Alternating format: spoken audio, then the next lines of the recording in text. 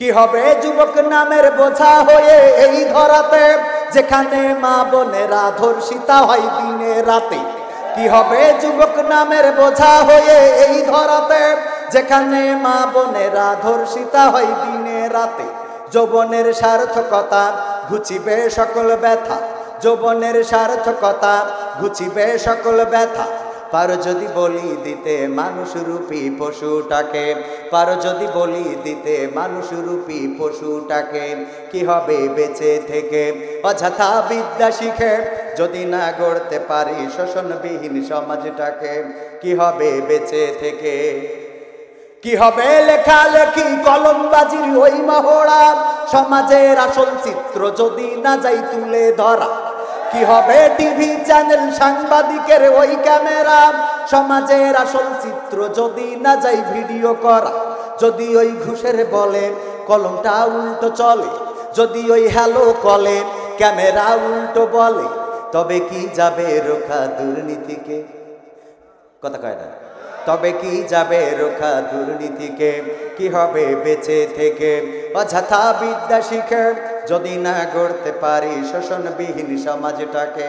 কি হবে বেঁচে থেকে, কি হবে নামাজ রোজা ইমানদারির বড়াই করে, যদি এই খোদার কোরআন নর্দমাতে থাকে পড়ে। কি হবে নামাজ রোজা ইমানদারির বড়াই করে, যদি এই খোদার কোরআন নর্দমাতে থাকে পড়ে। মসজিদের কোণে বসে জিকির যত করো কইছি, মসজিদের কোণে বসে তসবিহ যত টানো ঠেসি, এভাবে যায় না পাওয়া আল্লাহকে। কি এভাবে যায় না পাওয়া আল্লাহকে? কি হবে বেঁচে থেকে অযথা বিদ্যা শিখে, যদি না গড়তে পারি শোষণবিহীন সমাজটাকে।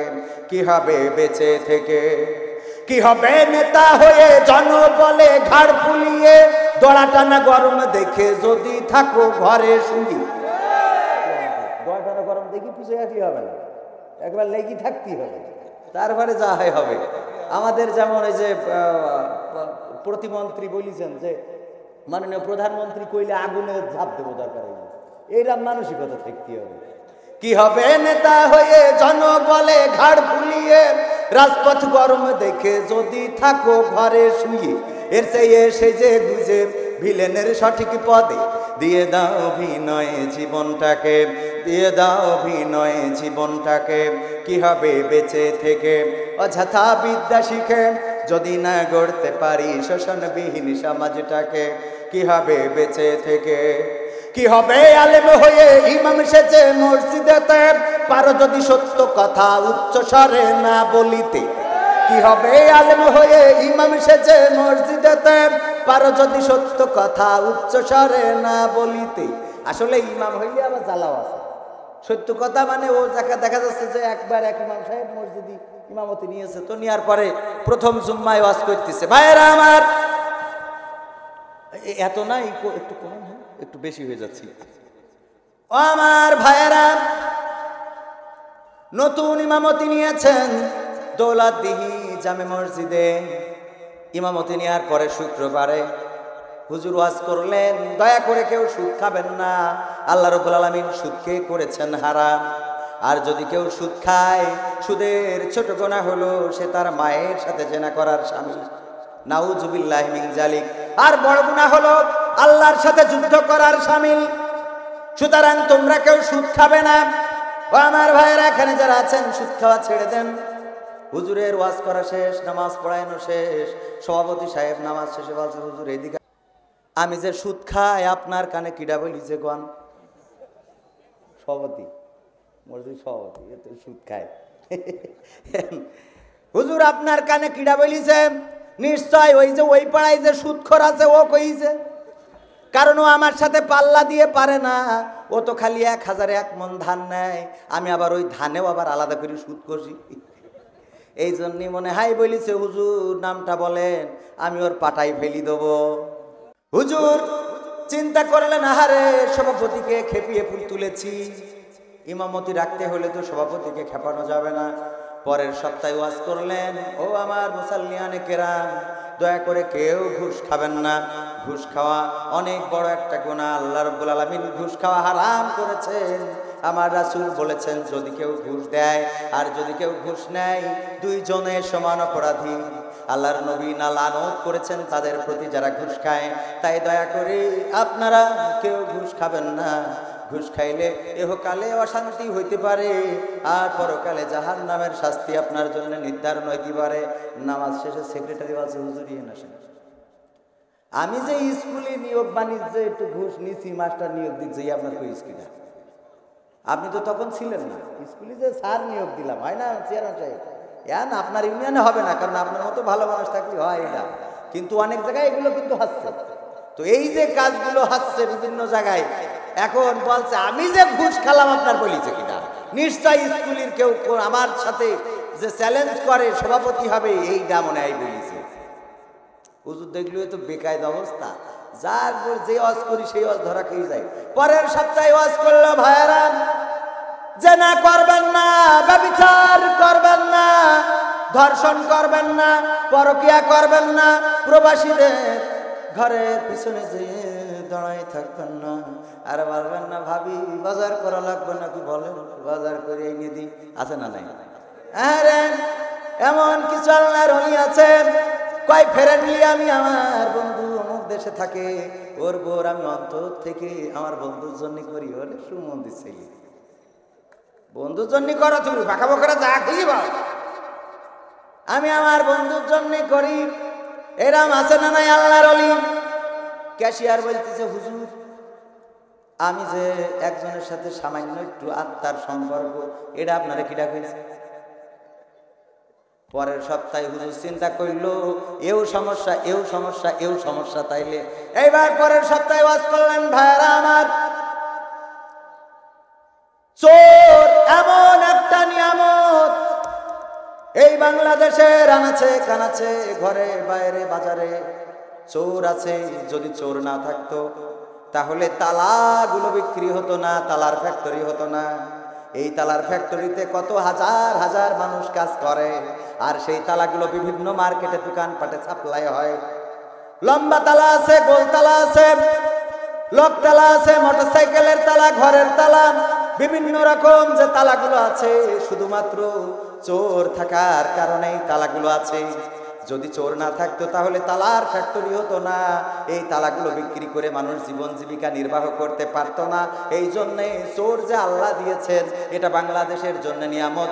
ঘরে ঘরে আরো যেন চোর পয়দা হয়, বলেন আমিন। ঠিক আছে তো?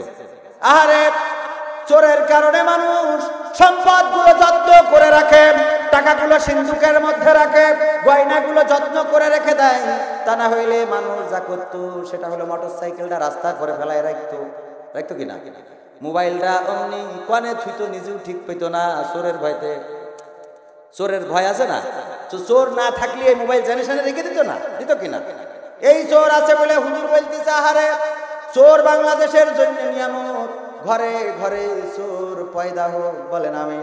পরের দিন হুজুরের ডাকি বলছে হুজুর 40 বছর ধরে এই মসজিদের সভাপতি, আপনার মতো এত সুন্দর হুজুর আজ পর্যন্ত খুঁজে পাই না। এই নামাজ কোন হুজুর খুঁজে পায় না। কুরআন শরীফে যে এত সুন্দর ওয়াজ রয়েছে, হাদিসে যে এত সুন্দর ওয়াজ রয়েছে তা খুঁজে পায় না। খালি এই শীতে ভূতই রাজনীতির কথা কয়, কি করে এই শীতে উল্টো পাল্টা কথা কয়। হুজুর আপনি দেখেন কত সুন্দর ওয়াজ করলেন, কত ওয়াজের ক্যাসেট শুনলাম, আজহারির ওয়াজ শুনলাম, আল্লামার ওয়াজ শুনলাম, আমির হামজার ওয়াজ শুনলাম, হাসান আল মামুন লালের ওয়াজ শুনলাম, তৈবুর রহমানের ওয়াজ শুনলাম, কারোর ওয়াজে সব পালাম না।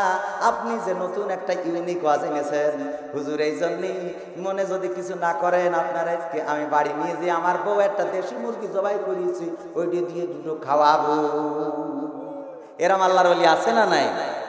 চোরের পক্ষে ওয়াজ করলে সমস্যা নাই, ধর্ষকের পক্ষে ওয়াজ করলে সমস্যা নাই, সুদখোরের পক্ষে ওয়াজ করলে সমস্যা নাই, নির্যাতনকারী জুলুমবাজের পক্ষে ওয়াজ করলে সমস্যা নাই। শুধুমাত্র আল্লাহ রাব্বুল আলামিন যেগুলো নিষেধ করেছেন এই নিষেধ আর যেগুলো আদেশ করেছেন এই কথাগুলো বলতে গেলেই যত সমস্যা হুজুরের মধ্যে, ঠিক না? হুজুর দেখলেই অনেক সময় বিপদে পড়ে যাও। অনেকেই আছে হুজুর একদম দেখতে পারে না, টুপি মুপি দেখতে পারে না, অথচ আজকে আমি দেখছিলাম বঙ্গবন্ধুকে নিয়ে যে সিনেমাটা তৈরি হয়েছে, বঙ্গবন্ধুকে নিয়ে যে ছবিটি তৈরি হয়েছে, 20 মিনিটের একটা অংশ দেখছিলাম। সেই অংশটা আমি জানি না চেয়ারম্যান দেখেছে কিনা।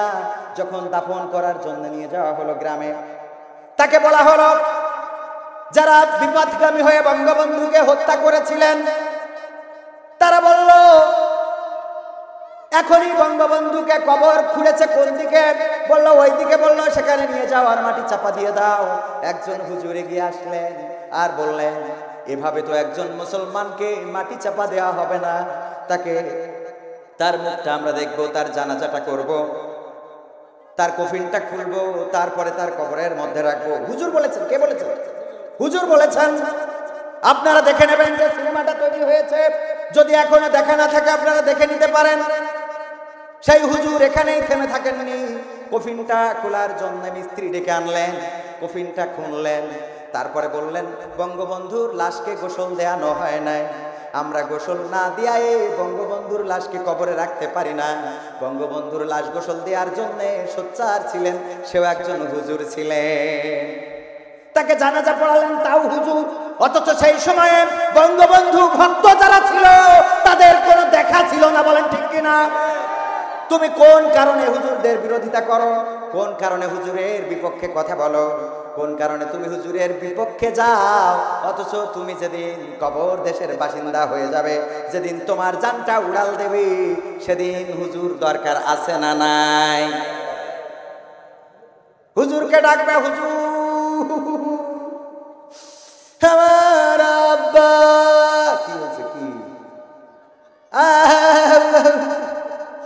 গেছে গেছে, এখন কেন জানাজার সময় হুজুরির দরকার? আহারে, আমার নবীর কান্দের পরে তুলে দেয় এমন একটা সময়। একজনের বউ বিয়ে করেছে, এক দাড়িয়ালা বিয়ে করেছে। বিয়ে করার পরে যখন 10 বদনে শ্বশুর বাড়ি গেছে, মানসিক আল্লাহ তোর বরের মুখী দাড়ি। কি বাস? আল্লাহ তোর বরের মুখী দাড়ি। আমিও যখন বিয়ে করেছি তখন আমারও বলছে এত বয়স্ক লোকের সাথে তোর বিয়ে দিস কি দেখে আমার বোন নাকি কয়, তাহলে কিরাম লাগে কয়, মন ভেঙে যায়। জীবনে হুজুর হওয়ার কারণে প্রেম করতে পারলাম না, এটা বিয়ে করলাম, তাও মানুষ ডিস্টার্ব করে যে এরম বুড়ো মানুষের সাথে কেন বিয়ে হয়েছে, তোর আব্বা কি ছেড়ে দিতে পাইনি, বিদেশি টাকা থেকে অমনি ছেড়ে দিয়েছে। আরে এন আমি কই, এন কিরাম প্রায় গেলি 20,000 30,000 টাকা পাকাও পাইছে। চেয়ারম্যানও ইনকাম করে না, সারা বছরে 3 চাল ঝেড়ি খালেও আমাকে মতো ইনকাম করতে পারবে না।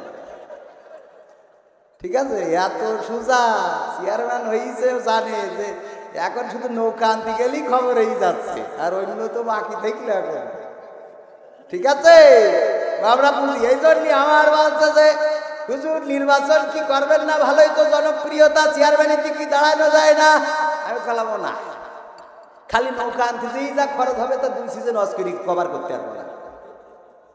এই জন্য ওর মধ্যে আমি নেই। ও চেয়ারম্যানই যারা কাছে ওরা করি খাক, ওই একটু চেয়ারম্যান হওয়ার জন্য মাথা নষ্ট হয়ে যায়, টাকা পয়সা সারা বছর যে বেতন পায়, ও বেতনে ও ভোটের দিন যা খরচ করে তাও ওঠে না।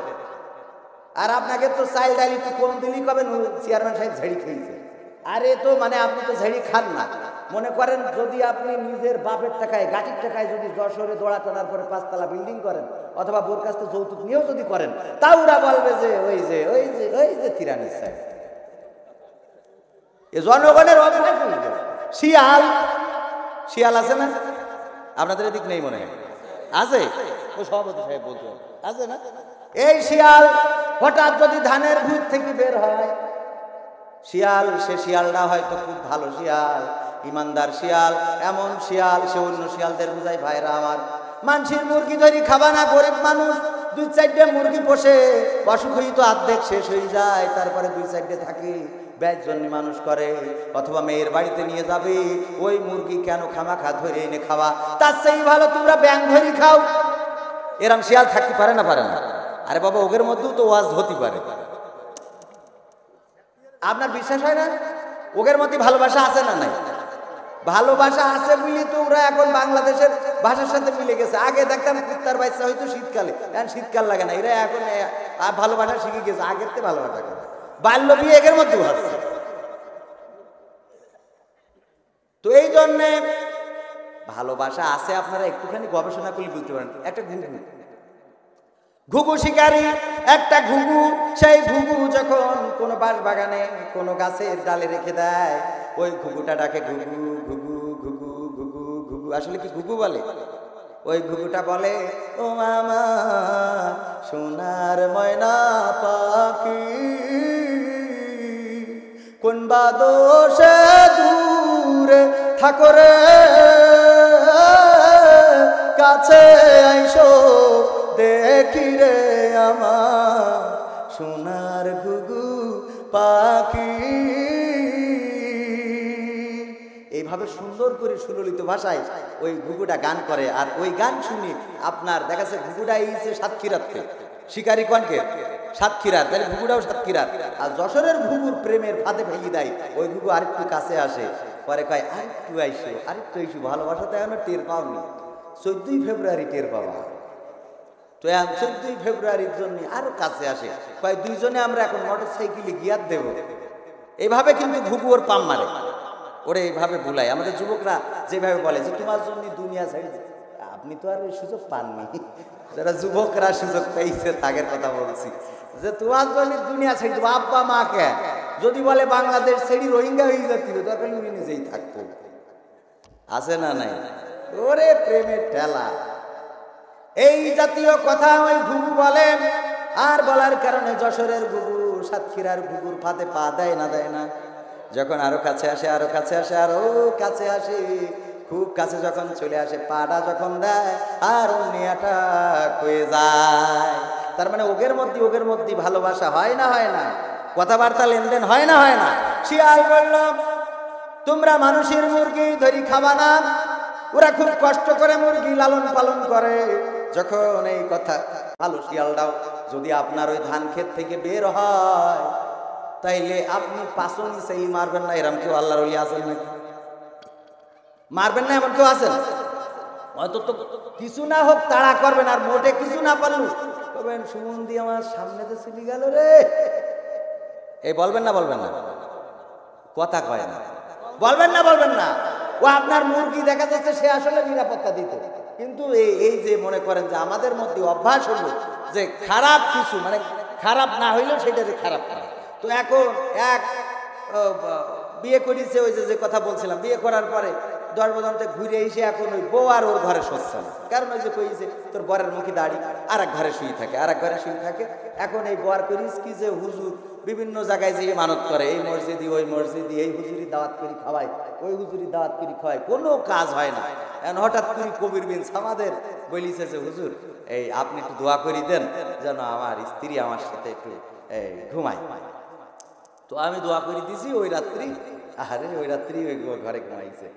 তো চিন্তা করছে কত বড় বড় পীর সাহেবদের কাছে গেলাম, চরমনাই গেলাম, জৈনপুরি গেলাম, তারপরে মাইজ ভান্ডারে গেলাম, এদের দিয়ে হইল না, অথচ বাড়ির কাছে কবির বিন সামাদ ভালো কিছু জানেও না, শোনেও না, খালি গান গেয়ে বেড়ায়। আর এই হ্যাঁ এই করে, এর কাছে দোয়াছি হইলো, বোর বলতেছে আজকে তুমি রান্না করো দুপুর বেলা। কি জন্য? তা বলছে হুজুরির দাওয়াত দিছি, খাবে, বাজার করে এনে দিয়েছে, ঘা দিয়ে ছাগলের গোশ, খাসির গোশ, মুরগির গোশ, ও ছাগলের খাসি তো এক, তারপরে গরুর গোশ, মানে যা কিছু পেরিয়েছে সব করে একসাথে বাজার করে এনে দিয়েছে। বলছে বোর বলছে রান্ধো, আজ আমি হুজুরির দাওয়াত করি, খাও। বলছে কোন হুজুরি? বলছে ওই যে আমাদের গ্রামের কবির বিন ছামাদের।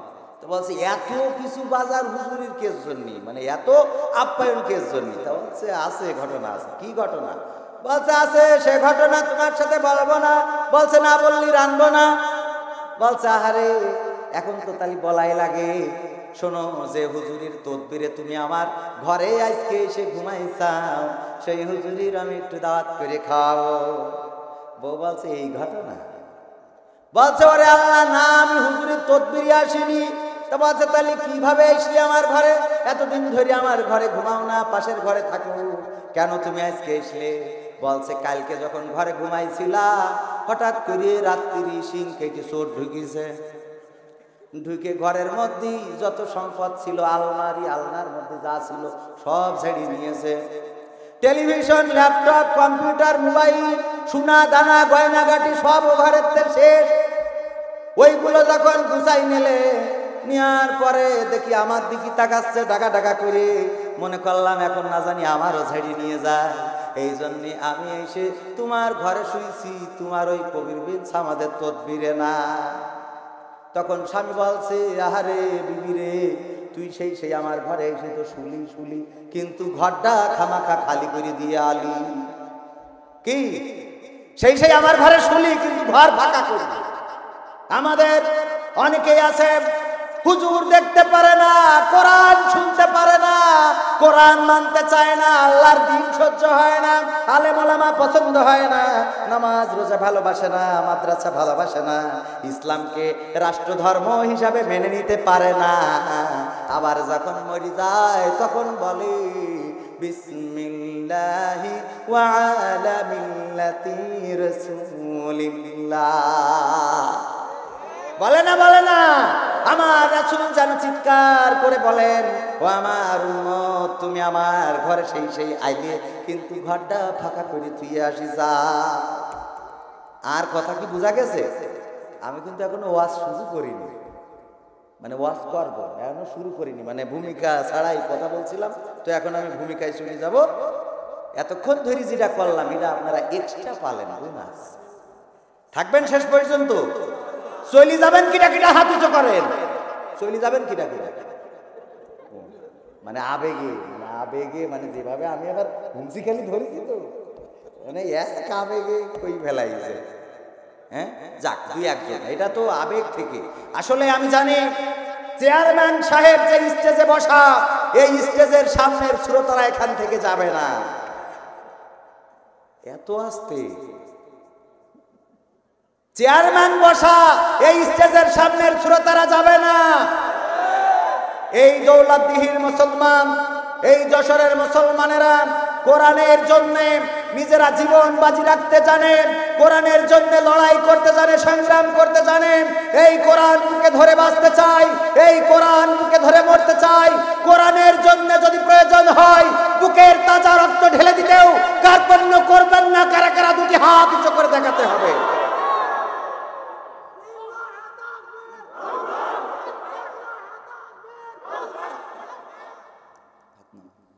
সম্মানিত ভাইয়েরা, আসলে কোরআনের জন্য নিবেদিত প্রাণ হওয়া এটা অনেক বড় একটা বিষয়। কোরআন কোনো কারো বাবার লেখা নয়, এটা আল্লাহর কিতাব। এই কিতাবের সাথে কারোর সংঘর্ষ নাই, কারোর এই কিতাবের সাথে কারোর মানে লড়াই সংগ্রাম। এমনকি হিন্দুরা পর্যন্ত এই কোরআনকে সম্মান করেন, ইজ্জত করেন, কদর করেন। তারা জানেন যে কোরআন আল্লাহর কিতাব। তাদের মনীষীরাও বলেন বিশ্বনবী মুহাম্মদ শেষ নবী এবং কোরআন আল্লাহর দেয়া কিতাব। আমি তো একবার এই যে আপনার খুলনার চুকনগরে চেয়ারম্যান সাহেব নিজেই বসেছে। তো আমি চেয়ারম্যান সাহেবের বলতেছি, আপনি নিজেই বসেছেন কেন? আপনি বলবেন চেয়ারম্যান চেয়ারে বসেন। তো বলছো অসুবিধা নেই, আমি নিজেই বসি। আমি বললাম নিচেই, এটা হইলো মানে চেয়ারম্যান সাহেব, যাই হোক নিচেই বসেছেন, অসুবিধা নেই। আমি বললাম, আমার চেয়ারম্যান সাহেব, আপনি আজকে কোরআনের মাহফিলে এসেছেন। এই কোরআনের মাহফিলে যে আসলেন, এই বছর তো আসলেন, মাহফিল করার সুযোগ করে দিয়েছেন, অনুমোদন দিয়েছেন, মাহফিল করার সুযোগ দিয়েছেন। শুধুমাত্র আসলেই হবে না, আগামী বছর এই কোরআনের মাহফিল শুধু নয়, আগামী দিনগুলোতে যদি কোরআনের জন্য মিছিল হয়, ইসলামের জন্য মিছিল হয়, তাহলে যেমনি ভাবে চেয়ারম্যান হিসেবে ইউনিয়নের নেতৃত্ব দেন, সেমনি ভাবে রাজপথেও আপনাকে নেতৃত্ব দিতে হবে। শুধু তাই নয়, আমি বললাম চেয়ারম্যান সাহেব এখানেই শেষ না, আজকে এখানে ঈশার নামাজ হলো, ঈশার নামাজের একজন ইমামতি করলেন। আগামী সিজনে যখন মাহফিল হবে, চেয়ারম্যান সাহেব আপনি ইমামতি করে দেবেন, আর আপনার পিছনে সবাই নামাজ পড়বে। ঠিক আছে তো? পাশের তো একজন কি বলছে, হুজুর চেয়ারম্যান হইল হিন্দু। আমি বলছি তো এটা আগের থেকে হবে না, আমি তো কেবল নামাজ ইমামতি করাইছি, আর একটু দেরি করলে তো আমি হজ করাই আনতাম, এই নিতে থিয়ে দিতাম, তারপর যা হয় হইতো। চেয়ারম্যান সাহেব হিন্দু হলেও এমন একজন ব্যক্তি, উনি উনার আলোচনায় বললেন, ও আমার ভাইয়েরা, ও আমার ইউনিয়নবাসীরা, এই জমিনের উপরে আসমানের নিচে নবী মুহাম্মাদের মতো শ্রেষ্ঠ মহামানব আর একজন পৃথিবীতে আসে নাই। শুধু তাই নয়, উনি বললেন এই জমিনের উপরে আসমানের নিচে আল কোরআনের মতো শ্রেষ্ঠ গ্রন্থ আর একটাও নাই, একটাও নাই। কে বলেছেন? একজন হিন্দু চেয়ারম্যান। চিন্তা করতে পারেন? তার মানে এটার সাথে কারো কোনো, আমরা আসলে সঠিকটা বুঝাতে পারিনি, সঠিকটা উপলব্ধি করাতে পারিনি। এই জন্যই মাঝে মাঝে অনেকেই একটু উল্টো পাল্টা বলে, ঠিক কিনা? তো সম্মানিত ভাইয়েরা, আমার সময় যাচ্ছে, আমি আলোচনা শুরু করি এবার। আলহামদুলিল্লাহ, দেখেন, নারায়ে তাকবীর, নারায়ে তাকবীর। আমি এই চেয়ারম্যানের জন্য তাকবীর দিলাম। চেয়ারম্যান বলছেন আমার ইউনিয়নে তাফসীর মাহফিলের জন্য কোনো পারমিশন লাগে না, উনি নিজেই পারমিশন হয়ে যান। আল্লাহ রাব্বুল আলামিন এই চেয়ারম্যানকে দীর্ঘ নেক হায়াত দান করুন। আগামীতে এই যে ইলেকশন আসছে, আল্লাহ রাব্বুল আলামিন যেন আবারও নৌকা প্রতীক নিয়ে এই ইউনিয়নে চেয়ারম্যানি করার সুযোগ করে দেন, বলেন আমিন। আমাদের প্রতীক মূল কথা নয়, আমাদের দল মূল কথা নয়, আমাদের মূল কথা হলো আল্লাহ ও তার রাসূলের জন্য যারা নিবেদিত প্রাণ, আমরা তাদের জন্য নিবেদিত হয়ে কাজ করতে চাই। মাননীয় প্রধানমন্ত্রী যদি সিদ্ধান্ত নেন বাংলার জমিনে আল কোরআনের রাজ কায়েম করে দেবেন, এই মাননীয় প্রধানমন্ত্রীকে আমৃত্যুকাল ক্ষমতায় রাখার জন্য আলেম ওলামারা রাজপথে থাকবে, বলেন ঠিক কিনা? সুতরাং আমার চেয়ারম্যান সাহেব বলছে এই ইউনিয়নে মাহফিলের জন্য আমি কোনো পারমিশন নেওয়া লাগে না, আমি অনুমোদন দিয়ে দিই। আলহামদুলিল্লাহ। নিজে বসে থাকে, ধরে নিয়ে গেলে চেয়ারম্যানের নিয়ে যাবে। চট্টগ্রামে এক যুবলীগের নেতা মাহফিলের আয়োজন করেছে, মাহফিল বন্ধ করে দেবে প্রশাসন। যুবলীগের সেই নেতা বললেন, আমি থানাতে যেয়ে বললাম আমার মাহফিল চলতে দিতে হবে, কারণ আমি ওখানে কোরআন শোনার জন্য আয়োজন করেছি। যদি ওখানে এসে কোনো বাজে কথা বলে, যদি হুজুরেরা কোনো অন্যায় আচরণ করে, যদি কোরআন হাদিসের বাইরে এমন কোনো কথা বলে যেটা সংবিধান বিরোধী, রাষ্ট্র বিরোধী, দেশ বিরোধী, আইন বিরোধী, এমন যদি হয় আমি নিজেই স্যারেন্ডার করব। আর আমি যাদেরকে দাওয়াত করেছি ওদেরকে নিয়েও একসাথে এসে থানায় স্যারেন্ডার করব। কিন্তু যতক্ষণ পর্যন্ত ওই মাহফিলে এমন কোনো কথা না বলছে, না হচ্ছে, ততক্ষণ পর্যন্ত আমার মাহফিল বন্ধ করার অনুমোদন আমি আপনাদের দেব না। কার কথা? একজন যুবলীগের ভাইয়ের কথা। ইসলামের জন্য যেই এগিয়ে আসবে আমরা তাদের জন্য, বলেন ঠিক কিনা? আজকে দৌলতদিহি কমিউনিটি ক্লিনিকের পাশে আয়োজিত নবম বার্ষিক তাফসিরুল কোরআন মাহফিলের মুহতারাম সভাপতি, আমার পাশে বসা জনাব আব্দুর রহিম তরফদার, যিনি আমার আব্বার কবর জিয়ারত করে এসেছেন। আপনারা অনেকেই হয়তো আমার আব্বাকে চিনতেন, কিছু মুরব্বী আছেন যারা চেনার কথা। তো উনি আমাদের বাড়ি গিয়েছেন, আমার আব্বার কবরও জিয়ারত করেছেন, উনি আমাকে বললেন। আলহামদুলিল্লাহ। এছাড়াও আজকে প্রধান মেহমান হিসাবে আমার পাশে বসে আছে, আমার গর্বে বুকটা ফুলে যাচ্ছে। যেমন সুন্দর সোনার মানুষগুলো, এ যেন ওমরের প্রতিচ্ছবি, এ যেন খাব্বাব খুবাইবের প্রতিচ্ছবি, যারা কোরআনের পক্ষে, কোরআনের জন্য, ইসলামের জন্য নিবেদিত প্রাণ হয়ে থাকতে চায়। ওমর যখন ইসলাম কবুল করলেন, তরবারি নিয়ে দাঁড়িয়ে গেলেন আর বললেন, আল্লাহ রাসূল, এই কাবাতে আপনারা এতদিন প্রকাশ্যে নামাজ পড়তে পারেননি, আজকে প্রকাশ্যে নামাজ হবে, যদি কেউ বাধা দেয় আবার তরবারি তার ফায়সালা করে দেবে। যেন সেই প্রতিচ্ছবি। উনি বলছেন কোরআনের মাহফিলের জন্য আমার ইউনিয়নে আমি বসে থাকি, সুতরাং এখানে পারমিশন কি, কিছু হলে আমার উপর দিয়ে হবে। তো এই জন্যে আমি গর্বিত যে এমন একজন প্রধান মেহমান আমাদের এখানে বসে আছেন, জনাব মুহতারাম মশিয়ার রহমান সাগর, যিনি 6 নম্বর কাশিমপুর ইউনিয়ন পরিষদের সুযোগ্য চেয়ারম্যান। এছাড়াও আজকের প্রধান বক্তা হিসাবে আমাদের জন্য অপেক্ষা করছে, আপনাদের জন্য অপেক্ষা করছে। অলরেডি আমরা একসাথে এসেছি বিশিষ্ট ইসলামী চিন্তাবিদ, মুফাসসিরে কোরআন, আন্তর্জাতিক খ্যাতিসম্পন্ন বক্তা হযরত মাওলানা হাসান আল মামুন লাল ভাই। এছাড়া আমার আগে আলোচনা করেছেন তরুণ উদীয়মান সুমিষ্টভাষী বক্তা, আপনাদের এলাকার কৃতি সন্তান, আপনাদের এলাকার না, বাড়ি আমাদের লাউজানের দিকে, কিন্তু আপনাদের এলাকায় থাকেন, জনাব হযরত মাওলানা মুফতি কারি সাইফুল্লাহ বিন কোরবান সাহেব। এছাড়া আজকে পরিচালনা করছেন আমাদের প্রিয় ভাই মাস্টার মোহাম্মদ আশরাফুল ইসলাম সাহেব। তাছাড়া আজকের এই মাহফিলের আয়োজন করেছেন আমাদের কোনো একজন খালাম্মা। আমার স্টেজে বসা গণ্যমান্য ব্যক্তিবর্গ, আমার সামনে এমন অনেকেই আছেন যাদের ছাত্র হওয়ার যোগ্যতাও আমি রাখি না। আপনারাই আজকের মাহফিলের প্রধান আকর্ষণ। আপনারা না থাকলে এই মাহফিলে আমরা কথা বলতাম কাদের সাথে? আপনারা পর্দার অন্তরালে মা এবং বোনেরা, এই প্যান্ডেলে যাদের জায়গা ধরেনি, আমাদের যুবক ভাইয়েরা অনেকে দাঁড়িয়ে পাশে শুনছেন, সবাইকে, এছাড়াও মাইকের আওয়াজ যারা শুনছেন সবাইকে আমার অন্তরস্থল থেকে সালাম জানাচ্ছি আবারও, আসসালামু আলাইকুম ওয়া রাহমাতুল্লাহি তাআলা ওয়া বারাকাতুহু। আমরা সেই মহান রব্বুল আলামিনের শুকরিয়া আদায় করি, যে মহান রব্বুল আলামিন দয়া করে মায়া করে আমাদের এই মাহফিলে আসার এবং বসার তৌফিক দান করেছেন। সেই রবের শুকরিয়া আদায় করে বলছি আলহামদুলিল্লাহ। করোনাকালীন সময়ে কত মানুষ মারা গেলেন, কত আপনজন আমরা হারালাম। এই আপনজনদের লাশের সারি আপনারা দেখেছেন। আমাদের দেশে আর কজন মরেছে? আমাদের দেশে করোনা মোকাবেলা হয়েছে আলহামদুলিল্লাহ। খুব ভালোভাবে আমরা করোনাকে প্রতিহত করার চেষ্টা করেছি এবং প্রতিহত করতে পেরেছি অনেকটা। কারণ মরিছে কম, মানুষ তো কথাই শুনেনি। মানুষ কথা শুনেনি মানে কি? যা বলা হয় তাকে শোনেই না। করোনাকালীন সময় বলা হইল আল্লাহর কিনি কুনি কেউ মসজিদে ঢুকেন না, ওই সময় মসজিদে জায়গা ধরে না। আর যেই দরজা খুলে দিলে আর কেউ মসজিদে যায় না। সব উল্টো, যা বলা হবে তার উল্টোটা করবে। কি একজনের বউ পানিতে নদীতে পড়েছে, আপনাদের এখানে নদী আছে না? নদীতে পড়েছে, নদীর স্রোত যাচ্ছে দক্ষিণ দিকে। কোন দিকে যায়? দক্ষিণ দিকে। নদীর স্রোত যাচ্ছে দক্ষিণ দিকে। ওর কাছে খবর এসেছে তোমার স্ত্রী পানিতে ডুবে গেছে, স্রোতে ভেসে গেছে। ও তাড়াতাড়ি দৌড় দিয়ে যেয়ে নদীর কাছ থেকে উত্তর মুখ দৌড় দেওয়া শুরু করেছে।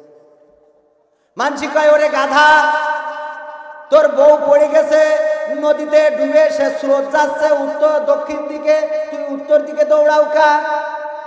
বলছে তোমরা তো জানবা না, তোমরা তো বুঝবা না, আমি ওর সাথে সংসার করেছি, আমি জানি চেয়ারম্যানের ভাইকে কি জুটেছে আল্লাহ জানে, আমি ওটা করতে চাই নাই।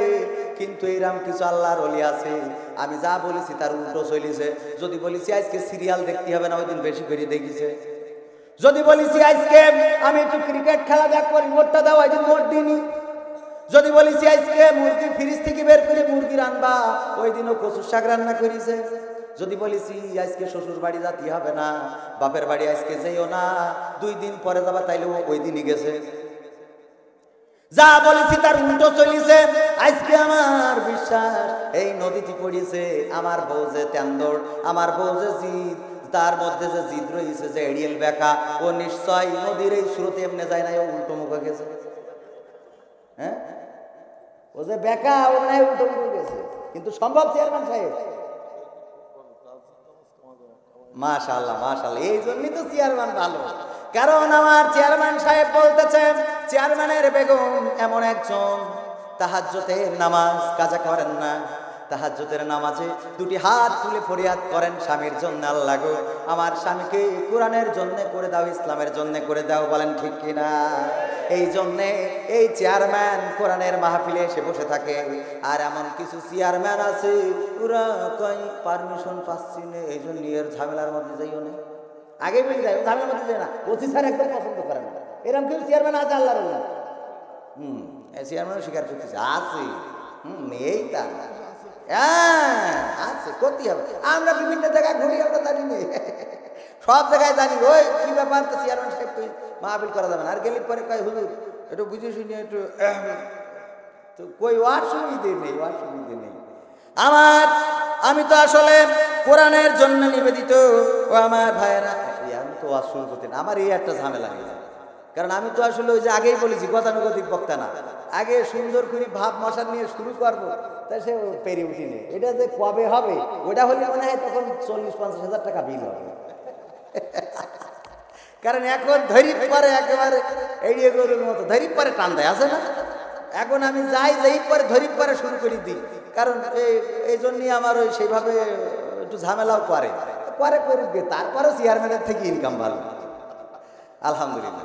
ও আমার ভাইরা, আজকের এই মাহফিল একজন মহিলা আয়োজন করেছে, তার জন্য আংশিক শুনলাম অনেকেই বলতেছে যে মহিলা কেন কোরআনের মাহফিল আয়োজন করবে, তাইলে মহিলা কি মমতাজের এই নিয়ে ফাইটটা যায় গানের আয়োজন করবে? এটা করবে? যত গুতগুতি সব ইকেনে, এই গুতগুতি করা যাবে না। এই কোরআনের মাহফিল যিনি আয়োজন করেছেন, ইসলামের খেদমতের নিয়তে করেছেন, তার এই ইসলামের এই খেদমতটা যদি আল্লাহ রাব্বুল আলামিন কবুল করেন, হতে পারে এই মাহফিলের আয়োজনের কারণে আল্লাহ রাব্বুল আলামিন আমাদের ওই খালাম্মাকে ক্ষমা করে দিয়ে জান্নাতের বাসিন্দা করে দিতে পারে। পতিতা কুকুরকে পানি পান করিয়েছে, এমন কুকুর ক্ষুধার জ্বালায় তৃষ্ণার জ্বালায় মারা যাচ্ছে। একজন পতিতা দেহ ব্যবসায়ী, সে দেখলো কুকুরটা মারা যাচ্ছে, তাকে পানি পান করাতে হবে।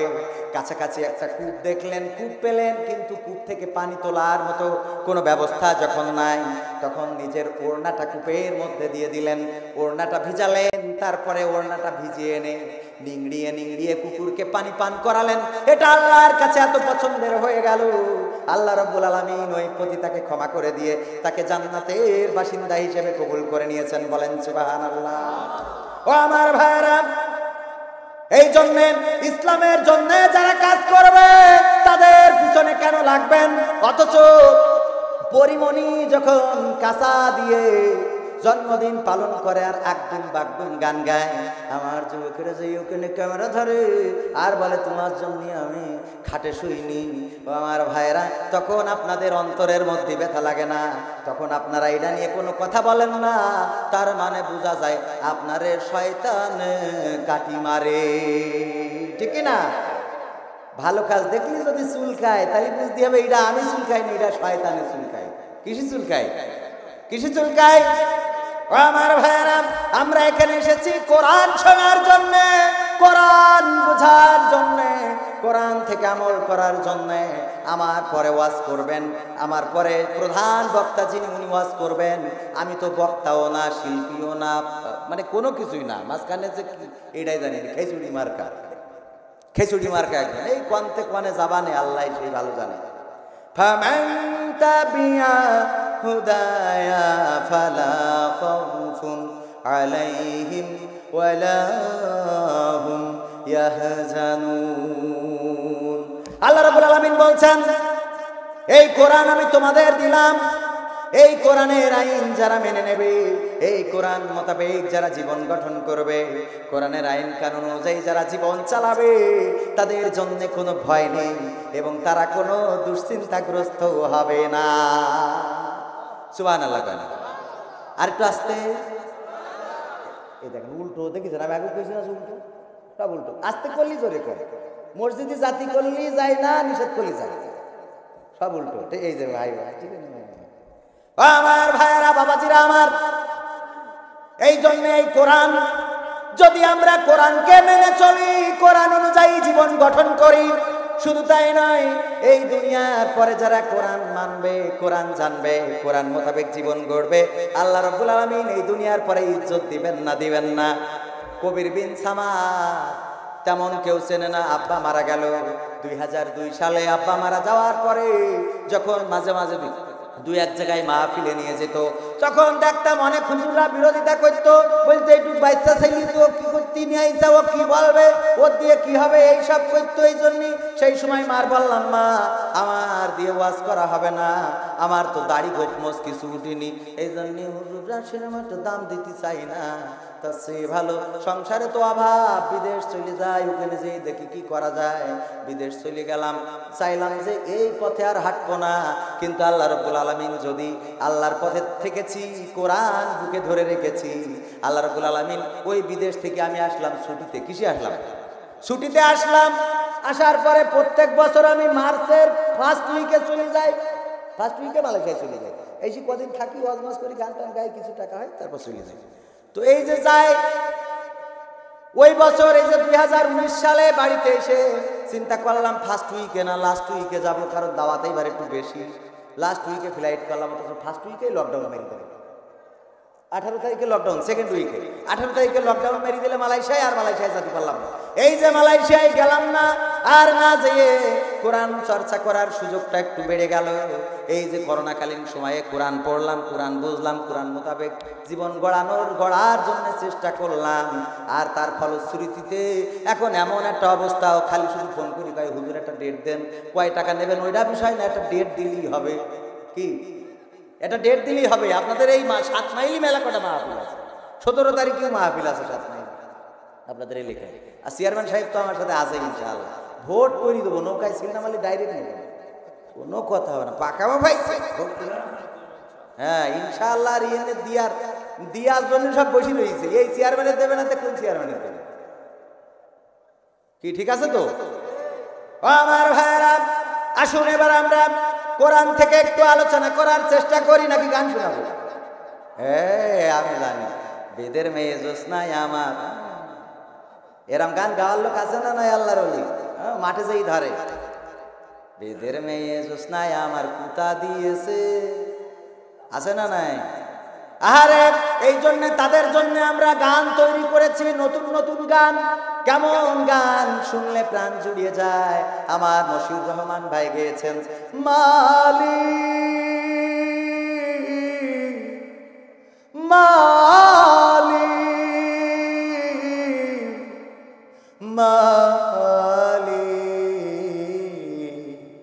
একটি ঘর বানিয়ে দিও, একটি ঘর বানিয়ে দিও। মালিক তুমি জান্নাতে, তোমার কাছে একটি ঘর বানিয়ে দিও, একটি ঘর বানিয়ে দিও। সে বিভীষিকাময় মহাদিনে তোমার প্রতিবেশী করে নিও। মালিক তুমি জান্নাতে, তোমার কাছে আমার একটি ঘর বানিয়ে দিও, একটি ঘর বানিয়ে দিও। কত সুন্দর গান!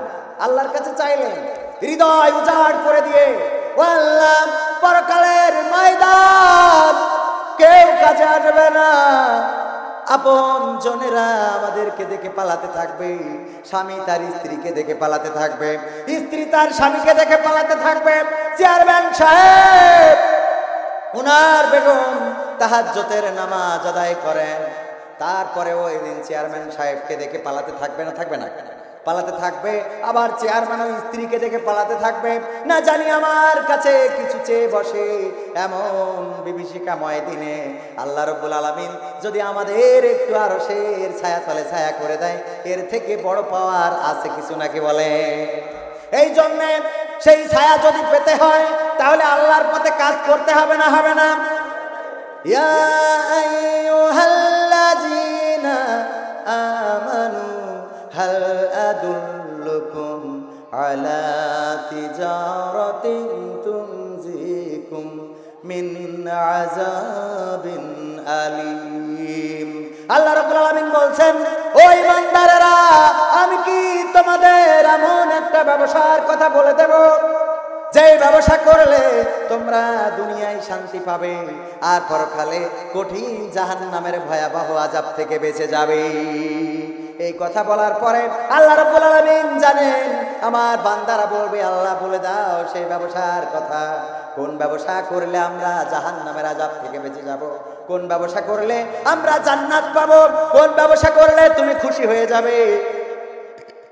এই জন্য আল্লাহ রাব্বুল আলামিন পরবর্তী আয়াতে বলে দিলেন, তুমিনুনা বিল্লাহি ওয়া রাসূলিহি ওয়া তুজাহিদুনা ফি সাবিলিল্লাহি বিআমওয়ালিকুম ওয়া আনফুসিকুম যালিকুম খায়রুল লাকুম ইন কুনতুম তা'লামুন।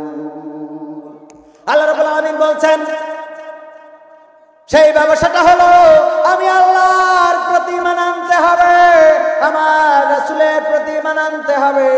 আর আমি তোমাদের যে মাল দিয়েছি বিআমওয়ালিকুম, তোমাদের যে মাল দিয়েছি ওয়া আনফুসিকুম, এবং তোমাদের যে জান দিয়েছি সেই জান এবং মাল দিয়ে আমার রাস্তায় এই জান মাল খরচ করে আমার সংগ্রাম করতে হবে আমার দিন বাস্তবায়নের জন্য।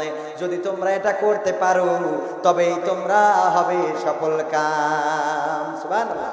আমরা করতে রাজি আছি ভাই, কোরআনের জন্য জানমাল দিতে রাজি আছি, কিন্তু আছি জান দিতে কোনো আপত্তি নেই, জান দিতে কোনো আপত্তি নেই, না দিতে গেলে যত সমস্যা আছে না। এরম আল্লাহর ওলি জান দিতে গেলে কোনো সমস্যা হয় না, মাল দিতে গেলে সমস্যা।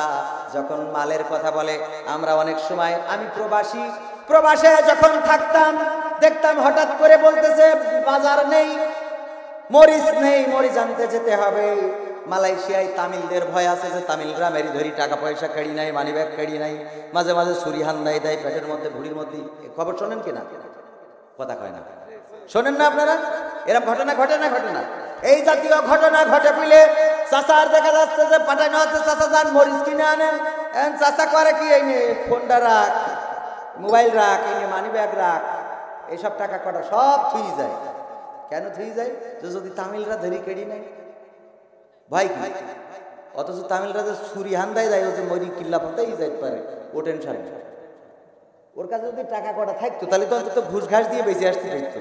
যে দেখ টাকা কটা নেই কিন্তু ছুরিটা ঢুকেছ না, এখন সব বাড়ি ঠিক গেছে, যেই ও গেছে মরিচ কিনতে, এখন ওর কাছে যদি শুধু মরিচ পাই তাহলে ছুরি ঢুকাতে পারে না? রাগ করি চাচা তোর কাছে কিছু নেই, তো কই দেখা যাচ্ছে যে ঢুকাই দিলে। তার মানে ওর এবার এই মোবাইল আর এই টাকা কি হবে? এগুলো কিরা ভক্ষণ করবে বলেন? এই জন্যে আমরা সবসময় চেষ্টা করি যে কোনো না কোনো ভাবে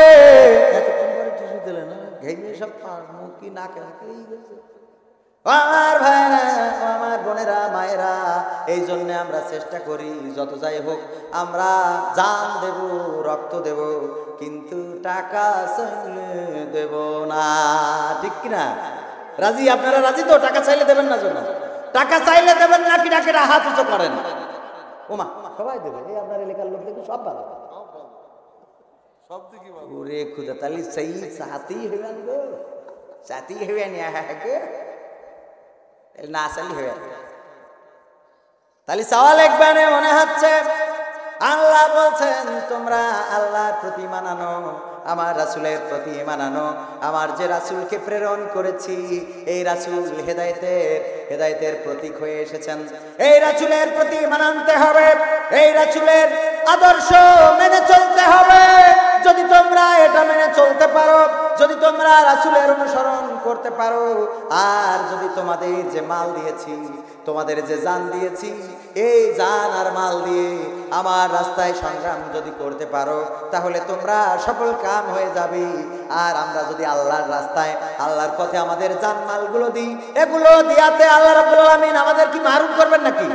ইন্নাল্লাহা আশতারা মিনাল মুমিনিনা আনফুসাহুম ওয়া আমওয়ালাহুম বিআন্না লাহুমুল জান্নাহ। আল্লাহ রাব্বুল আলামিন বলছেন, কি বলছেন? তোমরা যখন আমার দিন কায়েমের জন্য, আমার কোরআনের জন্য, আমার ইসলামের জন্য, আমার কোরআনের মাহফিলের জন্য তোমরা যখন জান এবং মাল দাও, তোমাদের ওই জান মালের ওসিলায় আমি আমার জান্নাতকে তোমাদের কাছে বিক্রয় করে দিই। বলেন সুবহানাল্লাহ। সেই জান্নাত আমরা চাই কিনা? সেই জান্নাত আমরা চাই কিনা? সেই জান্নাত চাই মৃত্যুর পরে, কিন্তু দুনিয়ার পরেও কিছু চাই। অনেক যুবক ভাইরা উঠে যাচ্ছে, মনে করছে হুজুর এইবার টাকা চাবে, তার ফাঁকে বাদাম খেয়ে আসি। এরা মনে করছেন নাকি যুবক ভাইরা? এই মাহফিলে বসেছি কার সন্তুষ্টির জন্য? এই মাহফিলে বসেছি আল্লাহর সন্তুষ্টির জন্য। কবির বিন সামাদকে সন্তুষ্ট করে, হাসান আল মামুন লালকে সন্তুষ্ট করে কোনো লাভ নাই। এই মাহফিল যদি আপনার আল্লাহর জন্য কবুল হয়ে যায়, এই হতে পারে এই মাহফিলটা আপনার নাজাতের ওসিলা। বলেন ঠিক কিনা?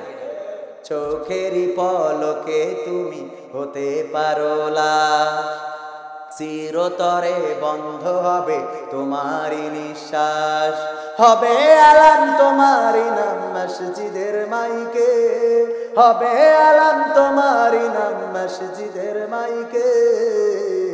বাড়িওয়ালা নাই রে বাড়ি নাই রে দুনিয়াতে, বাড়িওয়ালা নাই রে বাড়ি নাই রে দুনিয়াতে, ঠিক না? চোখের পলকে জানটা নিয়ে উড়াল দেবে। আপনি চেয়ারম্যান, আমি বক্তা শিল্পী, আপনি মুসাল্লি, অথবা এর থেকেও যদি বড় ক্ষমতাধর কেউ হন, আজকে মন্ত্রী পরিষদের সাবেক মন্ত্রী, সাবেক অর্থমন্ত্রী আব্দুল মুহিত পৃথিবী থেকে চিরজনমের মতো বিদায় নিয়ে অন্ধকার কবরে পাড়ি জমিয়েছেন। আহারে, এই মানুষটা যখন মন্ত্রী ছিলেন, তখন যখন কোনো মিটিং শেষ করে, কোনো অফিসের কাজকর্ম শেষ করে যখন বাইরে আসতেন, তখন টেলিভিশনের ক্যামেরাগুলো, টেলিভিশনের মাইক্রোফোনগুলো তার সামনে ধরতো আর বলতো, আমাদের মন্ত্রী সাহেব আপনি বলেন কে জন্য ডিজেলের দাম বাড়িয়ে গেছে? জিজ্ঞেস করতো না? করতো না? তেলের দাম কেন বাড়িয়ে দিলেন? গ্যাসের দাম কেন বৃদ্ধি? মূল্য কেন এভাবে বেড়ে যাচ্ছে? মূল্য বিভিন্ন পণ্যের দাম কেন বেড়ে যাচ্ছে? অর্থমন্ত্রী খুব সুন্দর করে তাদেরকে বুঝিয়ে দিতেন যে বেশি ঝামেলা করি না, এই জন্যই এইটা হচ্ছে, ওই জন্যই এইটা হচ্ছে। এই মন্ত্রীকে কত মাইক্রোফোন ধরে সাংবাদিকেরা সাক্ষাৎকার নিতেন, আর আজকে কবর দেশের বাসিন্দা হয়ে গেছে। বলেন দেখি কয়টা মিডিয়া তার এই নিউজ কভার করতেছে? আছে? এমনি পড়ি দিচ্ছে, টেলিভিশনে লিখে দিচ্ছে। সাবেক অর্থমন্ত্রী, বাংলাদেশ আওয়ামী লীগের অন্যতম প্রবীণ নেতা জনাব আবুল মাল আব্দুল মুহিত, উনি ইন্তেকাল করেছেন। ইন্না রাজিউন, মানে ইন্না লিল্লাহি ওয়া ইন্না ইলাইহি রাজিউন, এটুকু বলতে ওদের কষ্ট হয়ে যায়। ইন্না লিল্লাহি লিখে রাজিউন পুরোটাও লেখে না। কোথায় ক্ষমতা, কোথায় মন্ত্রিত্ব, কোথায় দলের পাওয়ার, সব কিছু পড়ে থাকবে। কোথায় ওয়াজ, কোথায় হুজুর, সব এক কাতারে চলে যাবে। পরকালের ময়দানে আমাদের সকলকে দাঁড়াতে হবে। তারপরে আল্লাহ রাব্বুল আলামিন জিজ্ঞেস করবে, ও আল্লাহর ওলি বলো দেখি তুমি দুনিয়ায় কেমন লোক ছিলে? চেয়ারম্যান সাহেবকে জিজ্ঞেস করবে, চেয়ারম্যান সাহেব বলেন দেখি, বলো দেখি তুমি কেমন ছিলে? চেয়ারম্যান সাহেব বলবে, আল্লাহ। সবাই একটু দুরূদ পড়েন, আল্লাহুম্মা সাল্লি আলা।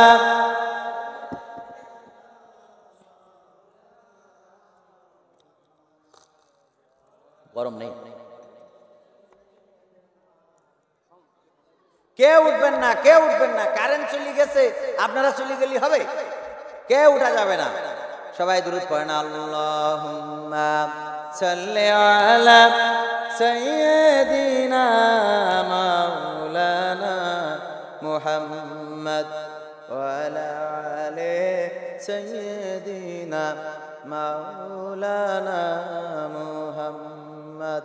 লা ইলাহা ইল্লাল্লাহ, লা ইলাহা ইল্লাল্লাহ, লা ইলাহা ইল্লাল্লাহ, লা ইলাহা ইল্লাল্লাহ, লা ইলাহা ইল্লাল্লাহ মুহাম্মাদুর রাসূলুল্লাহ। সুবহানাল্লাহ ওয়ালহামদুলিল্লাহ, লা ইলাহা।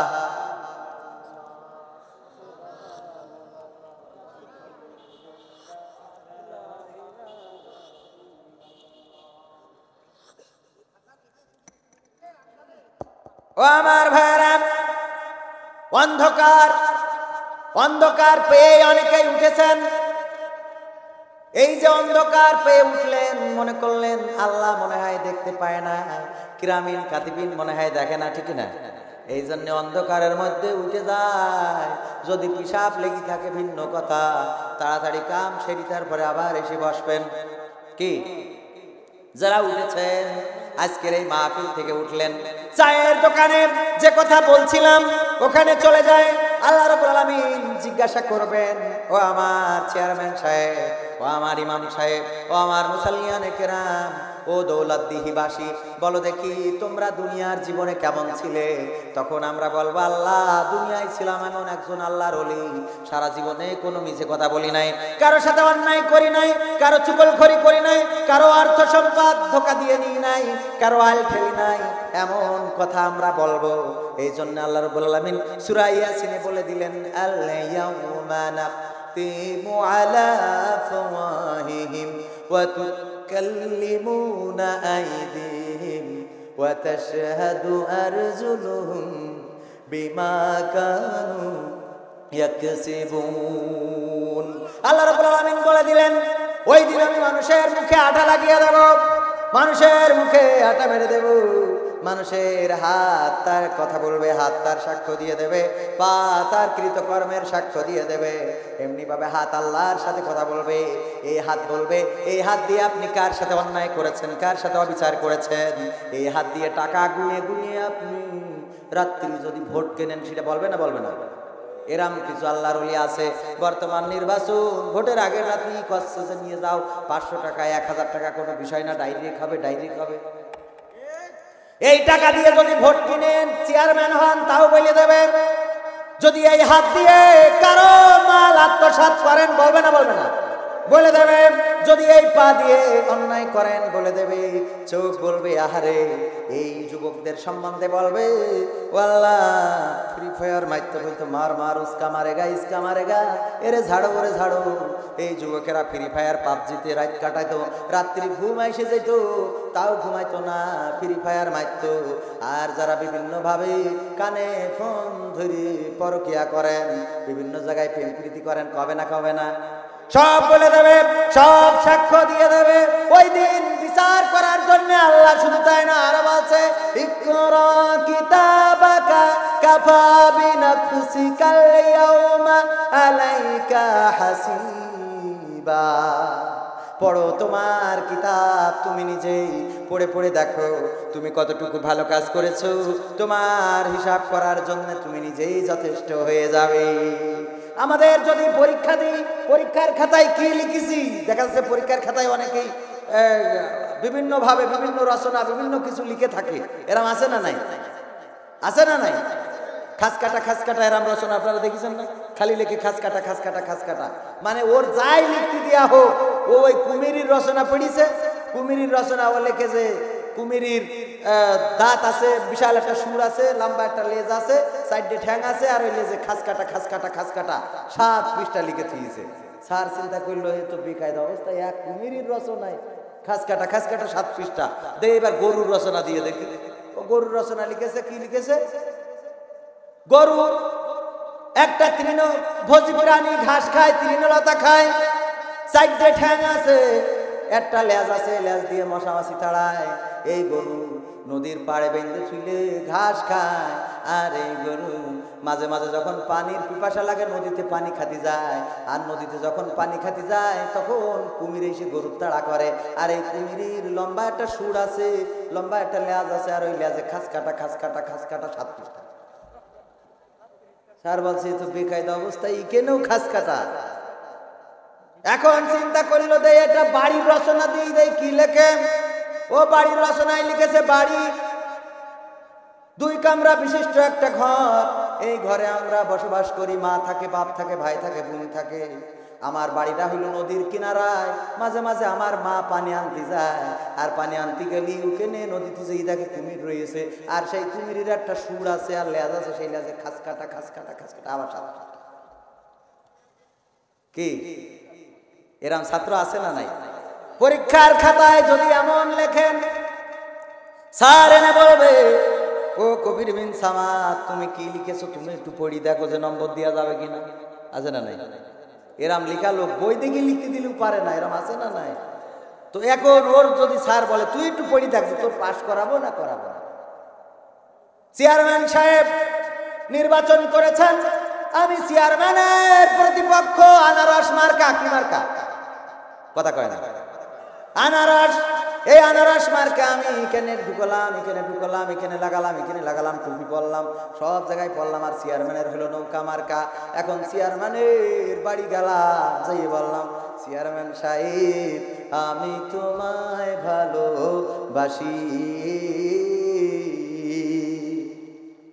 চেয়ারম্যান তার পিএসকে বলবে আগে পাগলটারে ধর, দড়ি দুটো নাকের পরে দে, কারণ ও যদি আমার ভালোবাসতো তাইলে আনারসের কেনে কেনে কেনে সব জায়গায় আনারস মারিস, অন্তত একটা নৌকা কোনো জায়গায় এড়াই কুড়াই থাকতো, ঠিক না? থাকতো কিনা? ও নৌকা না নিয়ে আনারস নিয়ে এসে কয় আমার ভালোবাসি, তার মানে সে মিথ্যে কথা বলছে। আমার ভাইরা, তেমনি ভাবে আমরা যদি পরকালের ময়দানে আল্লাহকে বলি আল্লাহ আমি তোমার ভালোবাসি, তখন আল্লাহ মুখে আটা লাগাই দেবে, দেওয়ার পরে বলবে তোর হাত পা চোখ নাক কান মুখ সব এখন বলে দেবে, দেখি তুই আমার কিরাম ভালোবাসতিস, এইটা আমি প্রমাণ তোর এই নাক হাত পা নখ চোখ নাক মুখের কাছ থেকে জেনে নেব। ওই দিন বিচার হয়ে যাবে কিনা? যখন হাত পা চোখ নাক মুখ কান বলে দেবে যে সে আনারস মার্কা আনারস মার্কা আনারস মার্কা, তখন বলবে যে দূর হতো, ঠিক কিনা? বলবে কিনা? আমার ভাইয়ের আপনার কি নির্ঝুম হয়ে গেলেন? আমি তো শুরুই করিনি, কারণ আমি তো শিল্পী মানুষ, আমি এখনো গান শোনাবো, তারপরে আমার হুজুর আসবে, আমার শ্রদ্ধাভাজন বড় ভাই, উনি আপনাদের জন্য অপেক্ষা করছে, উনি আপনাদের গান শোনাবে, তো এই ওয়াজ শোনাবে আর আমি আপনাদের গান শোনাবো। এই গান শোনাবো, তার মধ্যে গানে গানে আমি চেয়ারম্যানের কাছে কিছু চা পাওয়া রেখে যাবো। আপনারা রাজি আছেন শুনতে? রাজি আছেন? আমি চাই বাংলাদেশে কাঁদবে না আর কেউ তো দুঃখে, আমি চাই প্রতিটা মানুষ মিলে মিশে থাকবে সুখে। আমার বিশ্বাস চেয়ারম্যানও এটা চাই, চেয়ারম্যানও চাই, কিন্তু আমরা আমাদের চাওয়াটা আবার চাওয়া রেখে যাচ্ছি। এই চাওয়াগুলো পা করে দিলি চেয়ারম্যান শেষ, নিশ্চিন্তে বাড়ি ঘুমাই থাকবেন, পরের দিন দেখবেন যে আমরা পুলিশ তুড়া নিয়ে আপনার বাড়ি হাজির। চেয়ারম্যান সাহেব জিতেছে জিতেছে। আমার ভাইয়েরা, এই আমি চাওয়া পাওয়া রাখবো, কিন্তু তার আগে চেয়ারম্যানের কাছে চাওয়ার আগে আপনাদের কাছে একটু সাথী চাই। চাবো? আমরা চালি দেবেন না বুঝি। বলছে চেয়ারম্যান সাহেবের বাড়ি ইঁদুর হয়েছে, অনেক ইঁদুর, মেলা ইঁদুর, বেশি ইঁদুর, ইঁদুর ইঁদুর ইঁদুর ইঁদুর ইঁদুররা এমন জ্বালাতন করতেছে।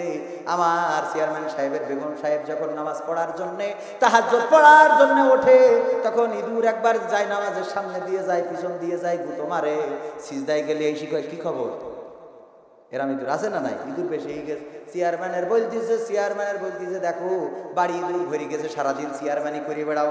এই চেয়ারম্যানই করে বেড়ালি হবে না, একটু দয়া করে বাড়ির দিকে নজর দাও। এই যে ইঁদুরি তুমি যে 4 মাইল এনে থুই যাও, সব তো খেয়ে সবার করছে, তাড়াতাড়ি করে একটা বিড়াল দেখে নিয়ে আসো। কারণ চেয়ারম্যান সাহেব একটা বিড়াল এনেছে, এখন বিড়ালে ওই ইঁদুরকে দৌড়ের উপরে রাখে, কি যেমনি মুখ বাড়ায় সেমনি যেই বিড়াল হুমকি দেয়, বিড়াল যেই চুপ করি থাকে আর একদম বলে শেষ করি ফেলাবো, কারণ আমি হলাম সরকারি দলের লোক। পাকামো করো মানাম। ইঁদুররা বলতেছে যে এখন কোন একটা ব্যবস্থা করতে হবে, জনসভার ডাক দিয়েছে, যে বিশাল জনসভা, দোড়াটানার মোড়ে জনসভা হবে, কারণ সে সরকারি দলের লোকগুলি কি পেয়েছে যে আমাদের এমনি যেমনি যায় সেমনি কষে, যেমনি যায় সেমনি কষে, এইটা তো মানতে পারি নে। ইঁদুররা সবাই একত্রিত হয়েছে রাত্রি চেয়ারম্যান সাহেবের রান্নাঘরের সেনসাইডির পরে। জনসভার প্রধান অতিথি বলতেছে ভাই ও বাবাজিরা আমার, আপনারা দেখছেন চেয়ারম্যান সাহেবের বাড়িতে আমরা বেশ ভালোই ছিলাম, এখন ডিজেলের দাম বাড়াই দিয়েছে, পণ্যের দাম বাড়াই দিয়েছে, এইটার দাম বাড়াই দিয়েছে, ওইটার দাম বাড়াই দিয়েছে, এখন ঠিক মতো খাতি পারি না, বিড়াল এনেছে, এই বিড়ালে দৌড়ের উপরে রাখে। এখন এই বিড়াল কি করে মারা যায় বলেন, এই বিড়ালের কি করা যায়? এই বিড়াল নিয়ে তো আমরা আর পেরে উঠছি না। ও আমার ইঁদুর ভাইয়েরা বলেন এই বিড়ালের ব্যাপারে আমরা কি সিদ্ধান্ত নেওয়া যায়? হরতাল ডাকবো নাকি অবরোধ করি বাস বন্ধ করে দেবো? একজন ইঁদুর যুবক ক্লাসের ইঁদুর বলতেছে না, ওসব হরতাল মারতাল দেওয়া হবে না, ধর্মঘট দেওয়া হবে না, ডাইরেক্ট বিড়ালের মারি ফেলতে হবে। কি ডাইরেক্ট মারি ফেলতে হবে? একবারে ক্ষমতাতে নয় নিয়ে আসবো বিড়ালের। বলছে তাহলে কি করা যায়? একজন বলছে আমার নামটা লিখে রাখেন, আমি ল্যাস টেনে ধরার জন্য রেডি আছি। বলছে ঠিক আছে, এই দৌলতদিহির ইঁদুর অমুক ইঁদুর, সে ঠিক আছে ল্যাস ধরবে। আরেকজন বলছে ঠিক আছে, তাহলে আমি পিছনের বাম পাশের ঠ্যাংটা ধরবো। নাম লেখা হয়ে গেল। আরেকজনের বলছে আর কেউ বলেন, আরেকজন বলছে হুজুর আমার পিছনের ডাইন পাশের ঠ্যাংটা আমার দেন। বলছে আল্লাহ কবুল করো। আরে দোয়া আল্লাহ তোমার বেহেশত নসিব করে দিক। তারপরে বলেন আর কেউ আছেন কিনা? একজন বলছে হুজুর সামনের ডাইন পাশের ঠ্যাংটা আমার নামে লেখেন। লিখেছে। আর একজন বলছে হুজুর সামনের বাম পাশের ঠ্যাং আমার দেন আমি। এইবার ওর জন্য নারায়ে তাকবীর সব দেয়া হয়ে গেল। দেওয়ার পরে এবার বলছে বলেন আর কিরা কোনে ধরবেন বিড়ালের মারার জন্যে? আর কেউ কোনো কথা বলে না, কথা বলে না, কথা বলে না। প্রধান অতিথি বলতেছে লেজ ধরলে, ঠ্যাং ধরলে, পা ধরলে, হাত ধরলে, সব ধরলে, কিন্তু যেখানে ম্যাও ম্যাও করে এনে কিরা ধরবে? সব ধরেছে, ম্যাও করে, ম্যাও করা জায়গায় ধরার লোক নেই। দাওয়াত যদি খানার দাওয়াত হয় তাইলে আগের ভাগের যেয়ে বসে থাকবে। আর যদি মুসলমানের দাওয়াত দেয় বাবার এই সময় অভাবের সময় কেসের নিচে দাওয়াতটা দিল, আছে না নাই? যদি খানার দাওয়াত হয় খুব সুন্দর ভাবে, আহা তোমার বাপ, আহা কত ভালো মানুষ ছিল, মরে গেছে, যাও যাবানে বাপু, যাবানে যাবানে, তোমার আব্বার জন্য দোয়া করবো না, কার জন্য দোয়া করবো? আর যদি বলে হুজুর ভাই আমি একটা অনুষ্ঠান করতেছি, আমার ছেলের মুসলমানি, কই মুসলমানি দিলে ব্যস্ততার মধ্যে আসলে কাজের যে চাপ, কখন যে কি করবানে, হ্যাঁ, কারণ জানে যে মুসলমানি খাতি গেলে কিছু নিয়ে যেতে হয়। কি ও আমার ভাইয়েরা, আমি চেয়ারম্যানের কাছে চাওয়ার আগে আপনাদের কাছে চাই, এই মাহফিল একজন মহিলা আয়োজন করেছেন অনেক বড় রিস্ক নিয়ে। এখানে মাইকের খরচ আছে না নাই? কারেন্টের খরচ আছে, প্যান্ডেলের খরচ আছে, প্রচারের খরচ আছে, পোস্টারের খরচ আছে। এবার অনেকেই বলছে হুজুর গেছ যে টাকা দিতে এটা তো কবেন না, হ্যাঁ? হুজুরদের পিছনেও খরচ আছে না নাই? সবচেয়ে ভালো ভালো খাওয়াই। আমার একজন ভাই কিছুক্ষণ আগে দেখা করে বলতেছে, ভাই আপনার ভুঁড়ির অবস্থা তো গত বছর এরম ছিল না, এই বছর কেন? বললাম ওরে ভাই মাহফিল করি বেড়ালে ভুঁড়ি তো হবে, মাহফিল করি বেড়ালে ভুঁড়ি ঠেকানো যাবে না। আর এই ভুঁড়ি হওয়ার কারণে দর্জিরাও বুঝে গেছে, পাঞ্জাবি বানাই দিছি, গোল পাঞ্জাবি সুন্দর করে বানাই দেবে, সামনে করিছে ঝুল, পিছনে খাট। আমি কলাম ভাই এ কিরাম একটা কাজ করে দিলেন, লম্বা পাঞ্জাবি গায়ে দিয়ে যায় ওয়াজ করার জন্য, তাও পাঞ্জাবি আমি বলেছি রাউন্ড করে দেবে, কিন্তু সামনে দেখছি ঝুল, পিছনে খাটো। ঘটনাটা কি? আমি তো এরম চাইনি, চাইছি গোল হবে। বলছে ভাই আপনারা তো হুজুর মানুষ, সেই জন্য সামনে বড় করে দিছি, ভুড়িতি ওই যে যে ঝুলটা আছে ওইটা ভুড়িতি কভার করে সমান করে দেবে, ওইটা ভুড়িতি কভার করে দেবে, দিয়ে পরে রাউন্ড হয়ে যাবে। দর্জিরাও বোঝেছে শান্তি নেই, শান্তি নেই, হুজুরগের শান্তি। তবে হুজুর আমি একটা বিষয় দেখেছি যে যাক ভালো, ধরা খালি দুটো করিব, ট্যাকেল দিতে পারে, আলহামদুলিল্লাহ, কথা কয় না, হ্যাঁ দুটো বউ চালাই না, সাইড ডিজাইন কথা না, পাকাবো পাইছে। ও আমার ভাইরা, আমি গানে চলে যাব, কিন্তু তার আগে মাহফিলের জন্য 5,000 10,000 দরকার নেই, এত বড় টাকার দরকার নেই, মাত্র 2,000। আমি বেশি সময় চাবো না, অল্প সময় চাইবো। 2,000 টাকা দেওয়ার মতো কেউ আছেন নাকি যে দিবেন? আমি দোয়া করব, দোয়া করে দেব, প্রধান বক্তা আসবেন। ওরে ভাই আর টাকা চাবো আপনি, এবার তো লোক সব চলে দেবেন। হ্যাঁ যাক, আমি চাই ভিক্ষুক হয়ে ঘুরবে না কেউ কারো দ্বারে, আমি চাই কাটবে না রাত কখনো কারো অনাহারে, আমি চাই মাজলুমেরা ফেলবে না আর চোখের পানি, আমি চাই কোটের দ্বারে কাঁদবে না বিচারের বাণী, আমি চাই মাজলুমেরা ফেলবে না আর চোখের পানি, আমি চাই কোটের দ্বারে কাঁদবে না বিচারের বাণী, আমি চাই বাংলাদেশে কাঁদবে না আর কেউ তো দুঃখে, আমি চাই প্রতিটা মানুষ মিলে মিশে থাকবে সুখে, আমি চাই ধর্ষিতা বোন কাঁদবে না আর অন্ধকারে, আমি চাই সন্ত্রাসীরা ভালো হবে তওবা করে, আমি চাই ধর্ষিতা বোন কাঁদবে না আর অন্ধকারে, আমি চাই সন্ত্রাসীরা ভালো হবে তওবা করে, আমি চাই অধিকার নিয়ে খেলবে না কেউ সিনিমিনি, আমি চাই বুঝবে সবাই থাকবে না কেউ চিরদিন, আমি চাই অধিকার নিয়ে খেলবে না কেউ সিনিমিনি, আমি চাই বুঝবে সবাই থাকবে না কেউ চিরদিনই, আমি চাই বাংলাদেশে কাঁদবে না আর কেউ তো দুঃখে, আমি চাই প্রতিটা মানুষ মিলে মিশে থাকবে সুখে,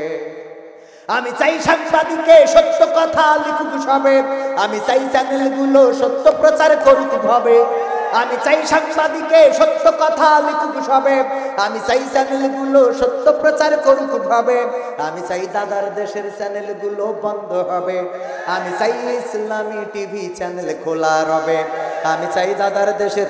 এই এত টাকা গানের মধ্যে দিলি হয়? ও আগে তাই কর, গানের মধ্যে টাকা বলেন, টাকার মধ্যে একটা লোভ থাকে না, টাকা দেখলে টাকা দিলি আর কোন গান বেরেক করে দিলেন আপনি, এই গানের মধ্যে টিসা পালন করে দিলেন। আমি চাই সাংবাদিকে সত্য কথা লিখুক সবে, আমি চাই চ্যানেলগুলো সত্য প্রচার করুক ভাবে, আমি চাই দাদার দেশের চ্যানেলগুলো বন্ধ হবে, আমি চাই ইসলামী টিভি চ্যানেল খোলা রবে। এই এনে ঠিক করতে আপনাকে একটু ভয় করছে, কারণ ওই পাশে ওয়াজ শুনতেছে, বাড়ি গেলে শান্তি দেবে, আছে না ভয়? আছে না এরম এরম কিছু পুরুষ? একবার বলতেছে যে বোর কথা শোনো না, রাজার দরবারে সবাই বসেছে, তা বলছে বোর কথা শোনো না, এমন যদি কেউ থাকো এক সাইডে যাও, আর বোর কথা শোনো এমন যদি কেউ থাকো তাহলে এক সাইডে যাও। তো এই কথা বলার পরে সবাই রাজ দরবারে যারা আছে সবাই চিন্তা করতেছে, না আমি বোর কথা মতো চলি, আমি বোর কথা মতো চলি, ভেবি চিনতে একটা একটা করে এই পাশে আসতে সব চলে গেছে। বাকি কয়জন? একজন এক পাশে রয়েছে। রাজা বলছে তাও ভালো যে অন্তত আমার দরবারে একজন লোক আছে যে বোর কথা মতো চলে না। তা বলছে না চেয়ারম্যান সাহেব, ঘটনাটা ওই রকম না। তা বলছে কি? বলছে ঘটনা হইলো আমার বউ কইছে যে এই পাশে বেশি লোক দাঁড়াবে ওই পাশে তুই দাঁড়াবি। তার মানে ও আমলের পরে রয়েছে অলরেডি, ঠিক আছে? তো এখন আপনারা কি এরম নাকি যে এনে ঠিক বললি বাড়ি গেলি শান্তি হতে পারে?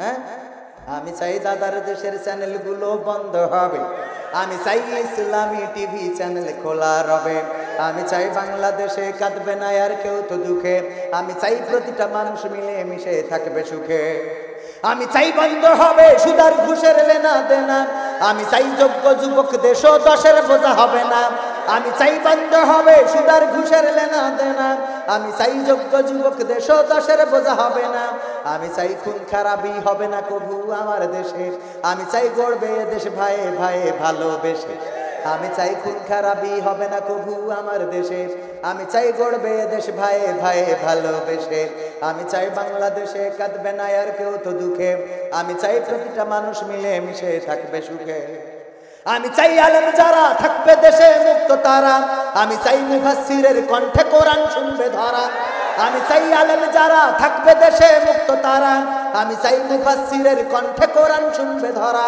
আমি চাই কারাগার থেকে ফিরবে আমার ভাইয়েরা নিড়ে, আমি চাই কোরআনের পাখি মোদের মাঝে আসবে ফিরে, আমি চাই কারাগার থেকে ফিরবে আমার ভাইয়েরা নিড়ে, আমি চাই কোরআনের পাখি মোদের মাঝে আসবে ফিরে, আমি চাই বাংলাদেশে কাঁদবে না আর কেউ তো দুঃখে, আমি চাই প্রতিটা মানুষ মিলে মিশে থাকবে সুখে, আমি চাই সংসদ থেকে বলবে সবাই খোদার কথা, আমি চাই নেতারা সবাই মুছে দেবে দুঃখের ব্যথা, আমি চাই সংসদ থেকে বলবে সবাই খোদার কথা, আমি চাই নেতারা সবাই মুছে দেবে দুঃখের ব্যথা, আমি চাই আইন হবে আল কোরআনের বিধান দিয়ে, আমি চাই থাকবে মানুষ শান্তি ও সুখ সঙ্গে নিয়ে। নারায়ে তাকবীর, নারায়ে তাকবীর। প্রধান বক্তার আগমন, হাসান আল মামুন লাল ভাইয়ের আগমন, দৌলতদিহির পক্ষ থেকে নারায়ে তাকবীর। না না উস্তাদ আমি সাইড দিই, মা বোনদের একটা, হ্যাঁ আমার আজ প্রবাসী অনেক রাত হয়ে গেছে, আর আপনারা যে টাকা দিয়েছেন আমি রাগ করেছি, এত কম টাকা দেয় দুইজন মাত্র, এত বড় নদী চেয়ারম্যান না থাকলে তো আজকে টাকাই উঠতো না। স্টার জলসা জি সিনেমায়, স্টার জলসা জি সি, মা বোনের গান শুনতে চাইছি, না শুনালে ওরা যে টাকা দিয়ে ডিম পাইছে নি, ওরা রাগ করবে না? রাগ করবে কিনা? স্টার জলসা জি সিনেমায় জ্বলছে বাংলাদেশ, হিন্দি সিরিয়ালে আমার দৌলতদিহির মা বোন করলো সে, পরিবারের অশান্তি আজ যাহার কারণে, ও সব চ্যানেল ওপার দেশের তাও তো সবাই জানে, পরিবারের অশান্তি আজ যাহার কারণে, ও সব চ্যানেল দাদার দেশের তাও তো সবাই জানে, বন্ধ করলে ও সব চ্যানেল, বন্ধ করলে ও সব খেপবে দাদা বেশ। হিন্দি সিরিয়ালে আমার যশোরের মা বোন করলো শেষ। স্বামী স্ত্রী নাই কোনো মিল, সিরিয়ালের অবদান, কত নারী যাচ্ছে ছেড়ে স্বামী ও সন্তান। স্বামী স্ত্রী নাই কোনো মিল, সিরিয়ালের অবদান, কত নারী যাচ্ছে ছেড়ে স্বামী ও সন্তান। পরকিয়া প্রেমের লাগি, পরকিয়া প্রেমের লাগি সংসার হইল শেষ। হিন্দি সিরিয়ালে আমার দৌলতদিয়ার মা বোন করলো শেষ। নামাজ পড়ার পায় না সময় সিরিয়ালের লাগি, স্টার জলসাজি সিনেমা দেখে সারা রাত্রি জাগি। কেউ বা আবার হিন্দু আনির, কেউ বা আবার হিন্দু আনির ধরে নানান বেশ। আছে না নাই? হিন্দি সিরিয়ালে আমার মা বোন করলো শেষ।